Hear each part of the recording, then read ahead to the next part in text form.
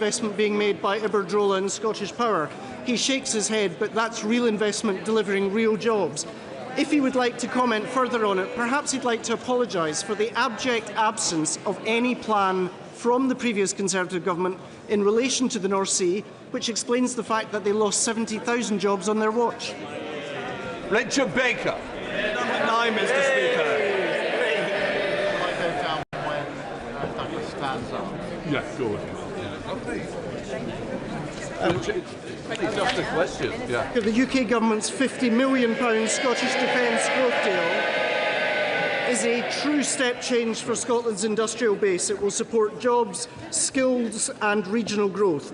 The deal includes, of course, £10 million for innovation facilities, both on the Clyde and in Rosyth, where the SNP won't back Scottish industry, young people or our national security. Scottish Labour and the UK government will step in.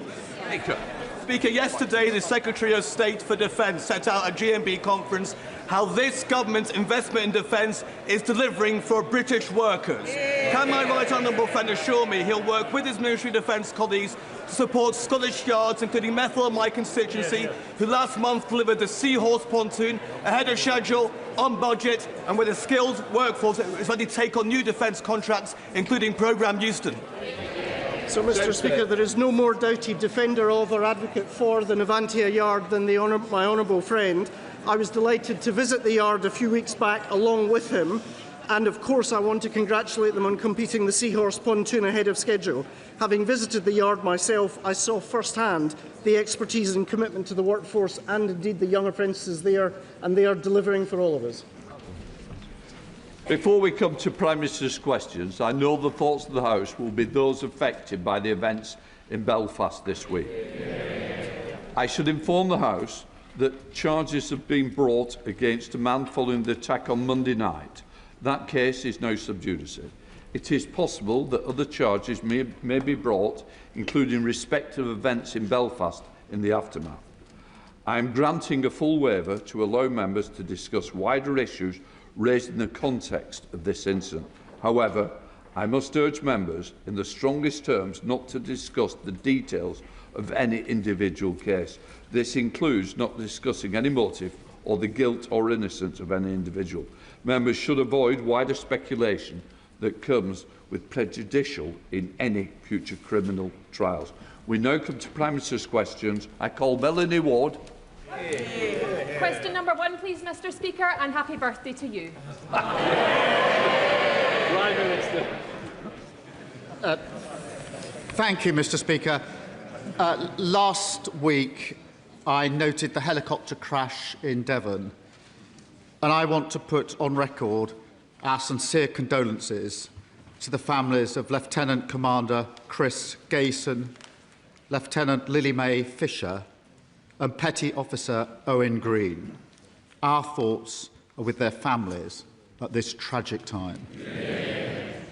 Mr. Speaker, I also send my condolences to the family of Michael Story.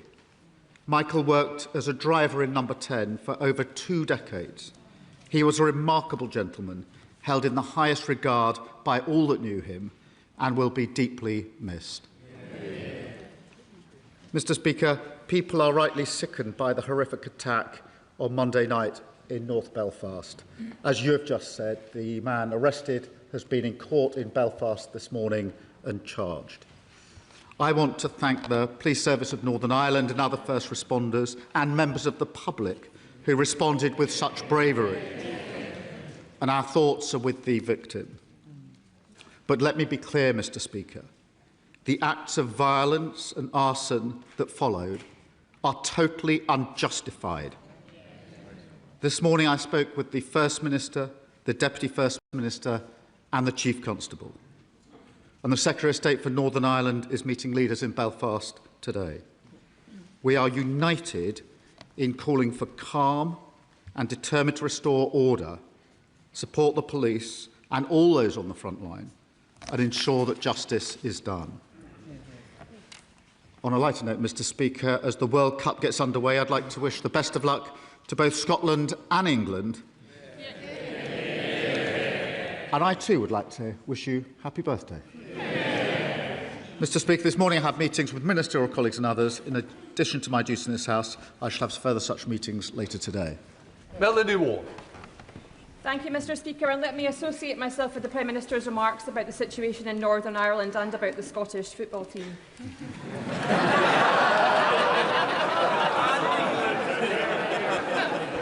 Mr Speaker, the existence of Israeli settlements and settler violence against Palestinians is a major and deliberate impediment to peace. By working with Israeli human rights researchers, I have uncovered 32 British charities which are funnelling money to Israeli settlements on Palestinian land. Last week, I submitted a formal complaint to the Charity Commission about them. In the last 5 years, they've sent over £28 million to illegal settlements, with a likely taxpayer subsidy through gift aid of more than £5 million. Our constituents will be appalled by this. Does the Prime Minister agree that funnelling money to Israeli settlements is extremist activity, not charitable activity? And will he be clear that it is banned? Prime Minister. Can I thank my honourable friend? Settlements are a flagrant breach of international law, and no UK charity should be supporting them. And the Middle East Minister met the Charity Commission today to discuss these concerns. We announced yesterday further sanctions against those who support settler violence, and we will continue to look at strengthening those sanctions. British businesses should have no economic involvement in illegal settlements. And let me just say, the situation across Palestine remains desperate, and the UK will continue to lead efforts to prevent human suffering and get aid in and preserve the viability of a two-state solution. Leader of the Opposition, Kevin Bett. Mr Speaker, can I also wish England and Scotland the very best in the World Cup? Can I wish you a very happy birthday, Mr Speaker, many happy returns. And may I take the opportunity to associate myself with the remarks that the Prime Minister made about the helicopter crash, our condolences to their family and, of course, to the family of Michael Story as well. Can I also thank him for his short statement on Belfast? The scenes in Belfast are deeply, deeply disturbing. A man is in hospital after a brutal attack, and now families are frightened after a night of violence. There is a live criminal case, so we must be careful about what we say. But we can be clear about this. People have a right to be angry. I am angry. And people have the right to expect their politicians to secure our borders. But no one has a right to burn families out of their homes or to burn public property and attack the police. We all have a duty to stand up for public safety in every way. Mr Speaker, last night, America carried out strikes on Iran in response to the downing of a US helicopter. This comes just days after renewed attacks on Ukraine. The world is getting more dangerous, and the British public want to know this government is doing everything it can to protect our national security. So can the Prime Minister tell the House, will the full defence investment plan finally be published this week? Prime Minister. Mr Speaker, can I agree with her that in relation to both Iran and Ukraine, we're facing a more volatile world than at any time during our lifetimes. Mr Speaker, so far as defence is concerned, we've already taken a number of measures. We've increased defence spending from 2.3% to 2.6% in 2027. That's spending £270 billion over this Parliament. We've carried out a strategic review of defence, and we're committed to publishing the Defence Investment Plan before the NATO summit, which is in just a few weeks' time. That sounded like a no, Mr Speaker. We have wasted 2 years waiting for the Defence Investment Plan. Projects have been put on hold, and Britain is getting weaker with every passing day. It has been reported that the Chief of the Defence Staff told the Prime Minister that the Ministry of Defence needs an extra £28 billion. Will that requirement be met in full? Mr Speaker, we'll set out the Defence Investment Plan. It is the it's a defence It's a 10-year plan, and it's the first line-by-line review of defence budgets in 18 years. She's wrong to say it's been delayed by 2 years, Mr Speaker. The Defence Strategic Review was published a year ago. We've been working through the details to make sure that we get this right. We are the government that has increased defence spending from 2.3 to 2.6%. I remind the party opposite, when they came into power, defence spending was 2.5%, and they took it down to 2.3%. We've taken it up to 2.6%. The defence investment, by 2027, the defence investment plan will be published before NATO. We've already signed 1,400 major defence contracts. 94% of those, Mr Speaker, are with British businesses. And as the Defence Secretary said, that includes helicopters made in Yeovil, drones in Swindon, armoured vehicles in Telford. And we've also given our armed forces the biggest pay rise in over 20 years. That's Labour making investment to safeguard our national security. Mr Speaker, can I welcome the pay rise for the armed forces? But the Prime Minister says he's increased defence spending. He's not. This year, he's cutting it by £3.5 billion. What he's talking about is hopeful increases, which we don't know if he will do because there is still no defence investment plan. At a time that we need leadership, Mr Speaker, we have total paralysis. It is reported that the Chancellor is only willing to find £13 billion for the dip. At the London Defence Conference last year, the Prime Minister said defence would be the central organising principle of his government. How can that be the case when he's giving the armed forces less than half of the minimum that they need? Prime Minister. Mr Speaker, we've already increased defence spend. We will spend £270 billion in this Parliament. What did they do on spend? They took it from 2.5% and they cut it to 2.3%. And we'll take no lectures from them. They sat at the heart of a government that failed our armed services. They cut frigates and destroyers by 25%. They cut mine hunters by 50%.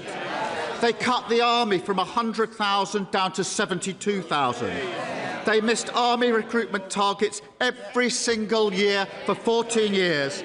And they left morale in the armed forces at an all-time low. So we'll take no lectures from them on defence and security of our country. Mr Speaker, we've heard him say this about 100 times. There is still no defence investment plan. He is the Prime Minister now, at least I think he is. Should I be calling Andy Burnham instead to ask these questions?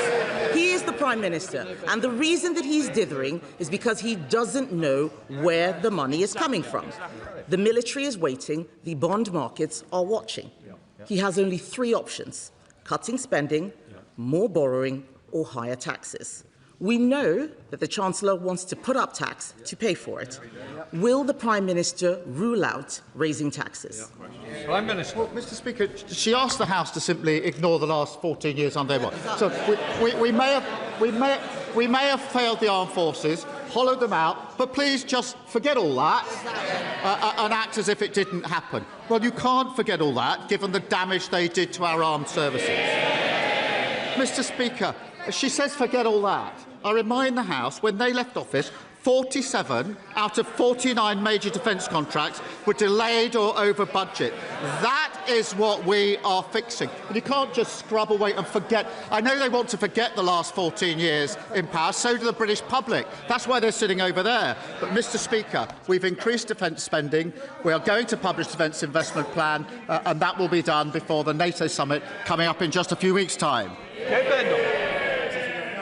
Mr Speaker, I remember when the last government led Europe when we were fighting the war in Ukraine. When Russia invaded, we were ready. We supplied Ukraine with munitions. We increased defence spending. But I wasn't asking him about our record. I asked him if he would rule out tax rises.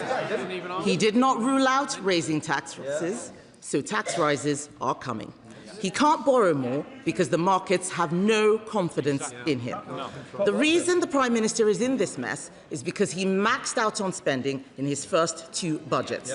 That's why the benefits bill is set to rise to over £200 billion by the end of the decade.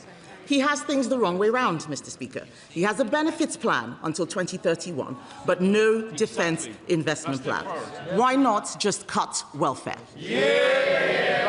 Mr. Speaker, she talks of leading the way on Ukraine, and I did pay tribute and do to what the last government did on Ukraine, and we stood with them. We continue to lead the way because it's the United Kingdom and France that are leading the coalition of the willing that have got the military plans together for security guarantees in Ukraine. Equally in Iran, Mr. Speaker, it is the UK government and the French government that have put together the coalition for the reassurance military plans as soon as the Strait of Hormuz is open. That is what we're doing to lead. But, Mr. Speaker, we are not going to take lectures on defence from the party opposite after what they did to the armed forces, and nor are we going to take lectures on the economy, which they crashed and we've had to pick up. Come on. Mr. Speaker, at a time of increased global instability and tension, war in Europe and the Middle East, he is paralysed, giving the armed forces less than half of the minimum that they need. Tony Blair says cut welfare for defence. Lord Robertson, former NATO Secretary-General, he's one of them, says cut welfare for defence. We all know why he won't cut welfare. It's because he is too weak. Too weak to make a decision, too weak to face down his backbenchers and cut benefits, too weak to stand up for our national security. As the sun sets on his premiership, he is scrabbling around for a legacy. But isn't it the case, Mr. Speaker, that the real legacy will be a bloated welfare state and a weaker armed forces? Mr. Speaker, when they were in office, they didn't reform welfare or invest in our armed services. So the very choice she puts up, they did. Defence spending went down. Welfare spending went up £88 billion overall on their watch, £33 billion under the shadow chancellor. So, Mr. Speaker, they did neither welfare reform nor did they spend our armed forces. And every week she reminds us why the British public sent them packing, because she ignores what we're turning the country around. Growth is up. She doesn't want to talk about that. Interest rates are down. She doesn't want to talk about that. Immigration is down after she cheerleaded for it to go up, and the NHS waiting lists have coming down to the fastest rate for 17 years. I'm going to keep fighting for the people who elected a Labour government and sent us here 2 years ago. People who want to live in a safer world. Parents who want to have a better future for their children, and young people growing up in poverty who deserve a better future. We're investing in this great nation, standing up against those that divide us, a stronger, fairer Britain. There will be a taxi, and it might be for somebody who didn't request it. Richard Burke. Thank you, Mr. Speaker. And I'd like to associate myself with the Prime Minister's comments on the horrific events in Belfast. The co-founder of US tech giant Palantir once claimed the NHS makes people sick. But now Palantir is running the NHS's new data platform. The Financial Times has reported that Palantir staff have had unlimited access to identifiable NHS patient data. And also there is deep concerns about Palantir's human rights record in relation to Trump and ICE and Israel's military action in Gaza. NHS patient data shouldn't be left in the hands of a US tech giant. The government has an opportunity, Mr. Speaker, to end this contract through a break clause next year. Will the government take the opportunity and kick Palantir next year out of our NHS? Mr. Speaker, as the Health Secretary has said, the existing contract will be reviewed, as it always is, ahead of the break clause, and data security is always a priority. On the single patient contract, there will be strong cybersecurity protections, and we will protect this data, like we do with all health data. We're focused on modernising the NHS so patients don't have to repeat themselves and get the care that they need more quickly. Our investment has cut NHS waiting lists, delivered millions of extra appointments, improved A&E and ambulance response time. I'm proud of what we're doing. Sir Ed David, Leader of the Liberal Democrats. Thank you, Mr. Speaker. Can I join the Prime Minister in sending our condolences to the families of those killed in last week's helicopter crash? And can I associate myself with the Prime Minister's remarks about the horrific knife attack in Belfast? Our thoughts are with the victim and his family. And can I join the Prime Minister in condemning the disorder last night? But Speaker, in Carers Week, can I celebrate the millions of family carers who make huge sacrifices to look after their loved ones? And can I look forward to an England versus Scotland World Cup final? and can I wish you happy birthday, Mr. Speaker? Mr. Speaker, as the chaos over the Defence Investment Plan goes on, I'm sure members on all sides were shocked to read yesterday's reports. The government is considering slashing the hospital programme to fund the shortfall. Surely in 21st century Britain, people can expect both a decent local hospital and armed forces that keep them safe. So will the Prime Minister rule out any cuts to the NHS budget to fund defence? Mr. Speaker, can I first agree with him about the amazing work of our carers? We will take the necessary measures to defend our country, the first duty of any Prime Minister. We will also take the measures, as we have done, to invest in our public services. And forgive me, I was running a public service when the government that his party were part of was stripping them bare under austerity. So we're really not going to take lectures on austerity from the gentleman opposite.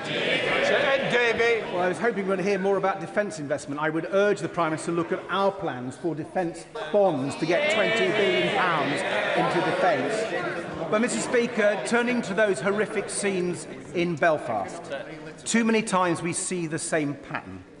An appalling crime that makes us all feel immense pain and anger, and then extremists who exploit that grief and anger to spread hatred and violence, aided and abetted by social media barons like Elon Musk and their divisive algorithms.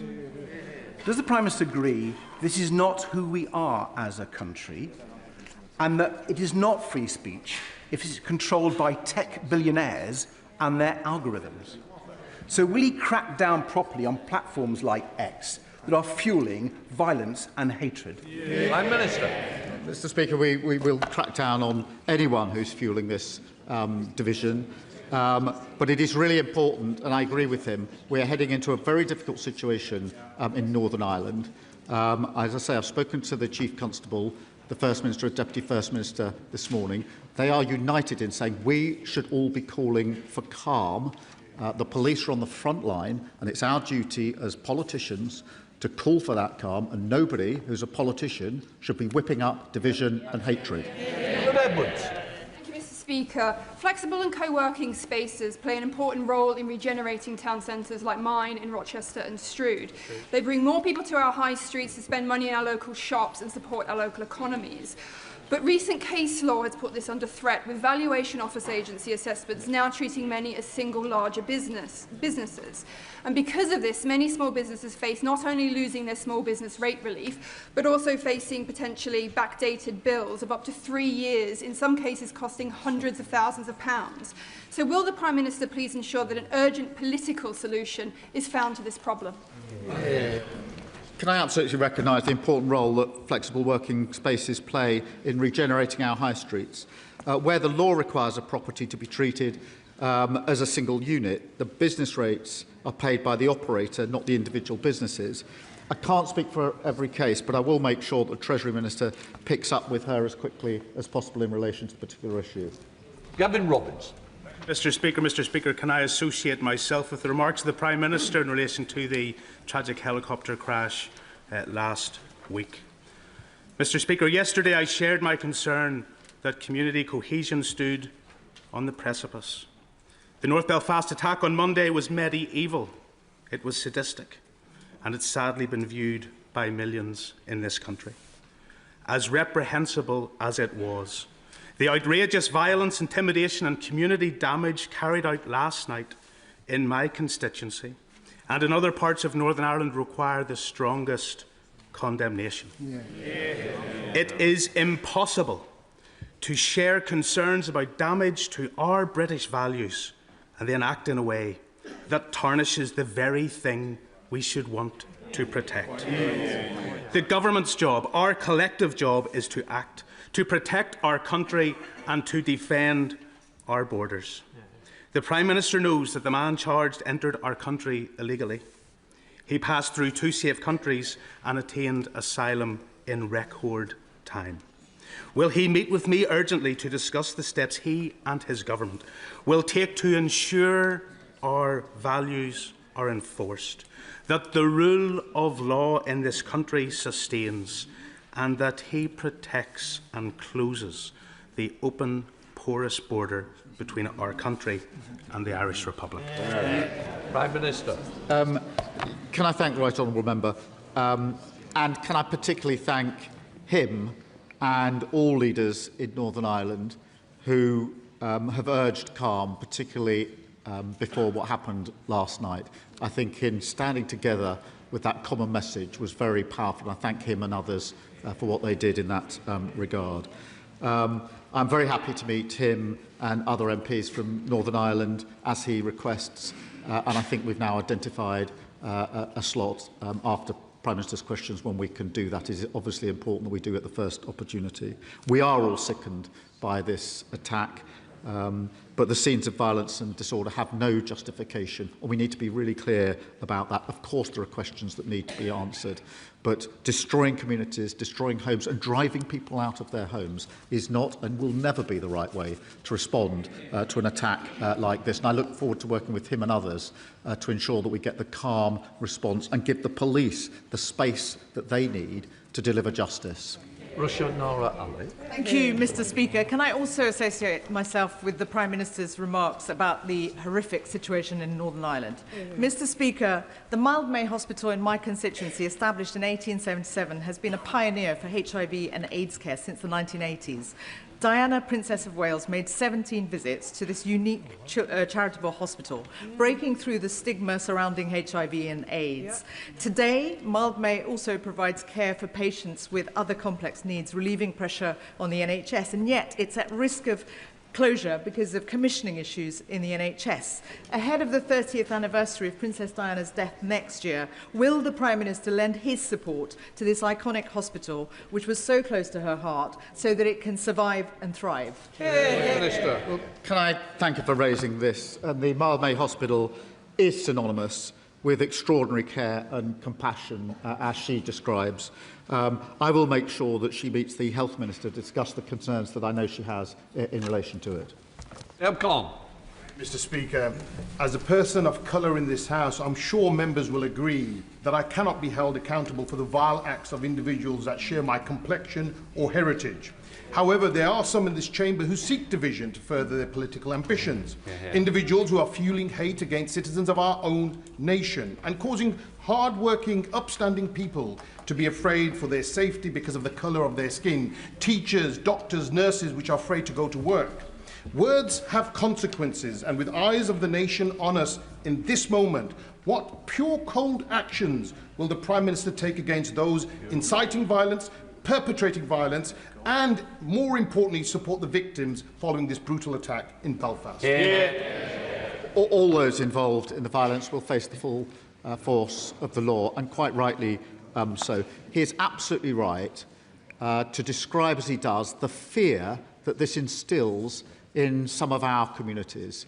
And that is a very real fear. It is being felt today, this hour, in Northern Ireland, by families who are too scared to go about their lawful work, to go to school and to go about their business. That is exactly what it does, which is why we must all condemn it.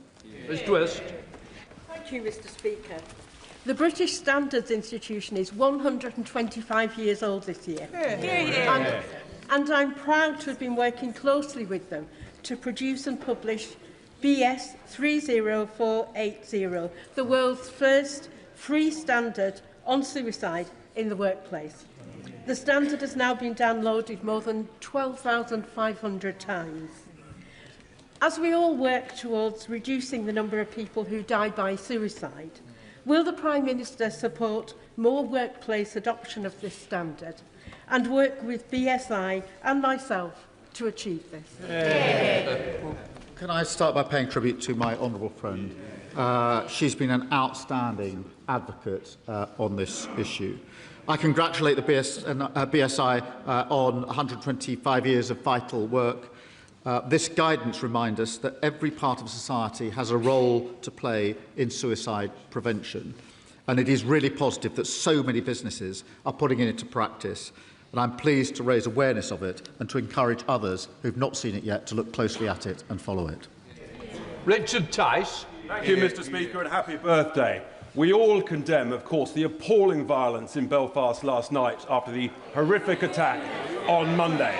But this Prime Minister is in denial of the rising despair across the country over his failure to stop the boats and related criminality, his failure to recognise two-tier policing, his failures over Mandelson, his failures over the scourge of anti-Semitism. He's lost the confidence of the country, his own trade union members and his own very quiet backbenchers, Mr. Speaker. When will he do the right thing, and when will this Prime Minister resign? Prime Minister. Well, Mr. Speaker, last week we had the terrible case of Henry Novak, which they sought to exploit. Now we have a very difficult situation in Northern Ireland where families and communities are extremely frightened. What do? They try to whip up fear and division, because that's all they've got. And he talks about stopping the boats. Mr. Speaker, when we passed legislation to help stop the boats, what did they do? They voted against it. And to take those measures, you need money. And he is still not properly addressed why his companies didn't just aggressively avoid tax, but failed to pass the tax that they legally owed. His investment company then gave huge donations to reform. If he paid his tax with more money to deal with these issues. Ivan Sampson. Thank you, Mr. Speaker, and happy birthday. Last summer, my constituent, Ryan Long, went on his first lads' holiday to Ibiza. On his first night, he made what turned out to be a fatal decision when he took an ecstasy pill and, after falling into a coma, sadly passed away at the age of 18. Since his death, his mum, Angie, working with local charity Open Road, has ploughed her grief into campaigning, fundraising and raising awareness of the dangers of drug use so that no other family has to go through the pain hers has suffered. She joins us in the public gallery today. Will the Prime Minister join me in thanking Angie for her dedicated work, and will he meet with her to discuss ways we can further raise awareness of the danger of drugs in Ryan's name? Minister. Can I thank him for raising this case? And I think the details of Ryan's case that he has outlined are very hard to hear. I have to say, as a father of a 17-year-old boy, I find it particularly hard to hear. And no one, no mother, should have to experience what Angie has experienced. I know she's here with us today, and I'm very much hoping I can meet her immediately after PMQs. Thank you, Mr. Speaker. Thank you, Mr. Speaker. If any member of the public wishes to visit a major sporting event or major music event, they can expect to be searched on the way in. If they bring a bottle of water, the lid will be taken. If they order a drink from the bar, it will be served in a plastic cup. This is done for security reasons. Yet because of exemptions in the Offensive Weapons Act 2019, those same events permit the carrying of blades up to 5 inches long. I would just like to ask the Prime Minister, does he recognise the dangers and the risks associated with that? And does he recognise what a solicitor might call an exception, our voters would call two-tier justice?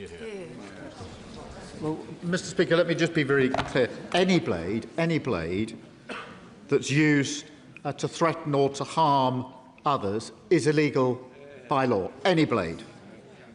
We will, of course, work with the Sikh community, knife crime campaigners and the police to learn the right lessons.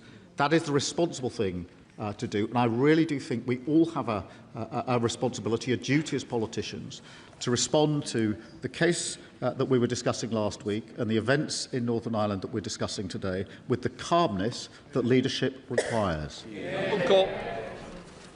Thank you very much, Mr. Speaker. Maternity care in North Oxfordshire declined under the previous government, with the loss of consultant-led services at the Horton Hospital, where I was born, and serious failings by the Trust, which are now part of Baroness Amos's inquiry. However, last week, the Care Quality Commission upgraded the Horton Maternity Unit to good.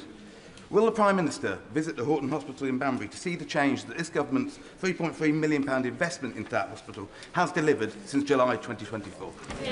Well, I'm pleased that his local maternity services are seeing improvements. We now have a record number of midwives working in the NHS, and we're investing over £150 million to address critical safety risks. There is much more that we need to do, so every mother is listened to and receives outstanding care. The recommendations of the Amos inquiry will be published shortly, and we will act to deliver lasting change. Tom Gordon.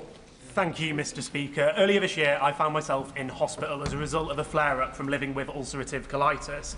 I was bowled away by the support that local constituents and people who live with inflammatory bowel disease across the country when they got in touch and shared their support. But for people with IBD, care often falls far short of the mark. It can take ages to get a diagnosis. Myself, it took the best part of a decade. And then when you manage to get a diagnosis, the care that comes can come as a postcode lottery. Now, when you're living with a fluctuating and not visible condition, that's already hard enough before navigating those systems. IBD UK Alliance set out what good care looks like with the IBD standard. Will the Prime Minister meet with me and clinicians to discuss IBD standards, and will he consider appointing a national clinical lead to drive improvement when it comes to IBD care? Well, can I thank him for sharing his personal experience and congratulating him on his achievements at the London Marathon, notwithstanding that. I agree with him that wherever a patient lives, they should receive high-quality, consistent care.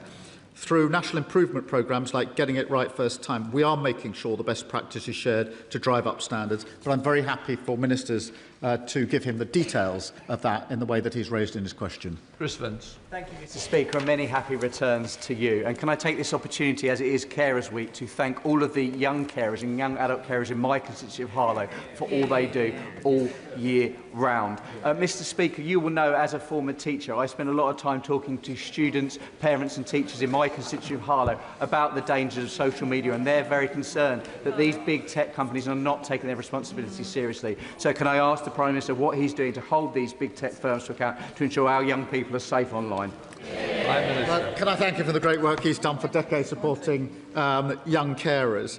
Mr. Speaker, we've given tech companies a deadline. Introduce the device-level controls that already exist to prevent children from sending and receiving sexually explicit images, or we will change the law with fines for companies or even criminal liability for bosses who fail to comply. Because when it comes to the safety of our children, standing by is not an option, and further steps will follow. Adrian Ramsey.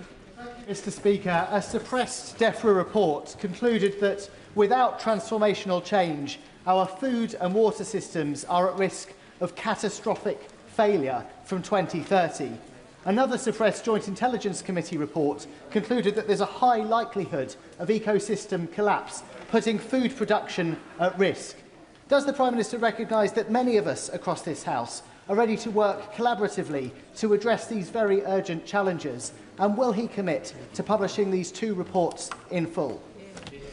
Prime Minister. Well, I agree that we must act to protect ecosystems that underpin our food supply and our way of life, and I'm really proud that under this government the UK is back playing a leading part on climate change and restoring nature.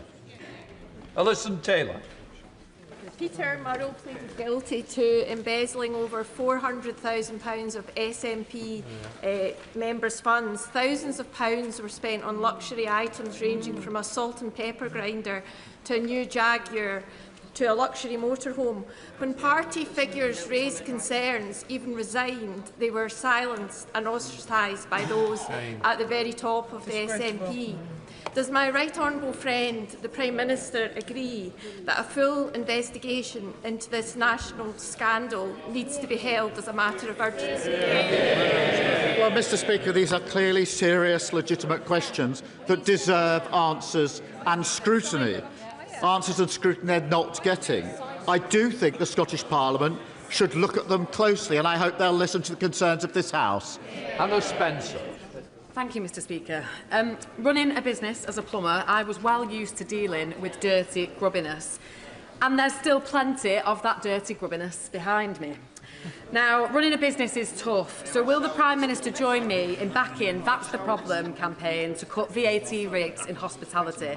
He didn't answer the question last week. Will he tell us today, yes or no?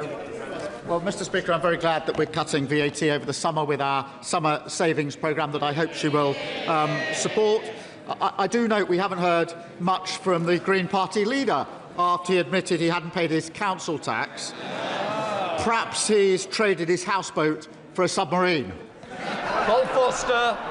Thank you, Mr Speaker. Mr Speaker, ICBs have a statutory obligation to fully fund all essential medicines and pharmacy provision for the delivery of specialist end-of-life and palliative care at our wonderful hospices, such as St Catherine's and Derrien House, situated in our respective constituencies of South Ribble and Chorley.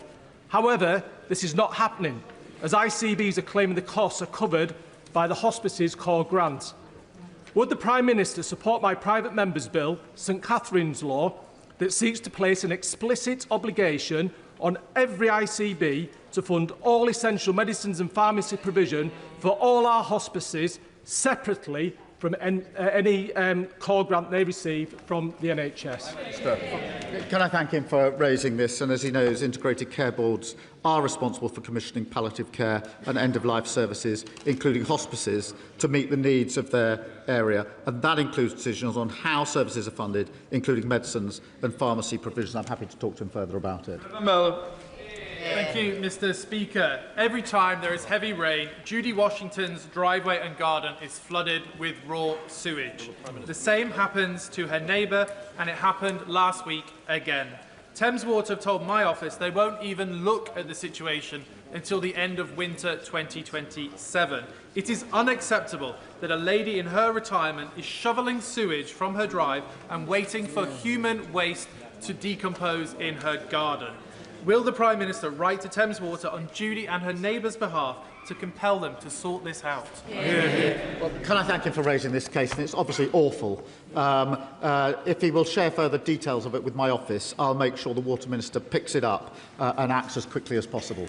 Thank you very much, Mr Speaker. Last week, the Prime Minister warned that NATO needs to be ready for an attack by 2030 from Russia. Indeed, we have an increasingly belligerent, expansionist, imperialist Russian leadership to our east and a Donald Trump US leadership to our west, for whom Ukraine and European security is not a priority. So we need to meet the moment.